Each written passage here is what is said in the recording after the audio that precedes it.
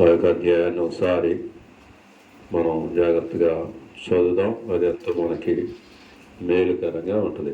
కీర్తనలు 128వ కీర్తన. దాన్ని కట్ చేసి మళ్ళీ కీర్తన నేను చదువుతాను ఒకసారి, మీరందరూ కూడా చక్కగా చెప్పాలని మనం చేస్తున్నాం. యెహోవా యందు భయభక్తులు కలిగి ఆయన త్రోవల యందు నడిచి వారందరూ ధన్యులు. నిశ్చయముగా నీవు నీ చేతుల కష్టార్జితము అనుభవించదవు. నీవు ధన్యుడవు, నీకు మేలు కలుగును.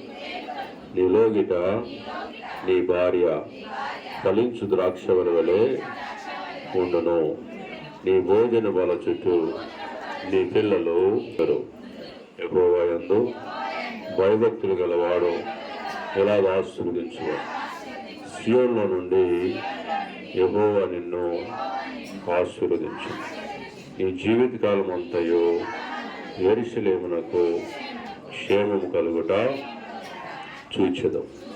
నీ పిల్లల పిల్లలను నీవు చూచెదవు.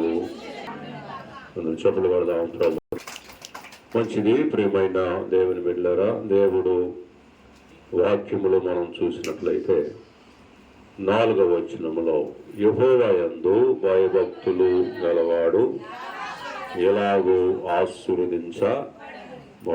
అంటే దేవుని యందు భయభక్తులు కలిగిన వాడు ఏం చేస్తాడంటే దేవుడు ఆశీర్వాదం అనేది వస్తుంది అని చెప్పేసి బైబిల్ చెప్తా ఉంది.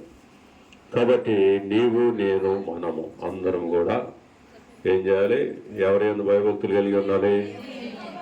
దేవుని యందు మనం భయభక్తులు కలిగి ఉండాలి. చాలామందికి దేవుని భయము ఉండదు. అంటే దేవుని భయం అంటే ఏం చేస్తాం? ఆదివారం వచ్చింది ప్రార్థనకి వెళ్ళాలి అన్న భయం ఉంటుంది. మరి స్కూల్లో పిల్లలు కూడా వాళ్ళకి స్కూల్ అంటే మాస్టర్ అంటే భయం లేకపోతే ఏం చేస్తారు? వాళ్ళు స్కూల్కి వెళ్తారా? వెళ్ళరు. భయం లేకపోతే వెళ్ళరు. వాళ్ళు మాస్టర్ ఏమైనా ఉంటారేమో లేట్కి వెళ్తే అంటే ఏం చేస్తారు? వాళ్ళు ముందుగా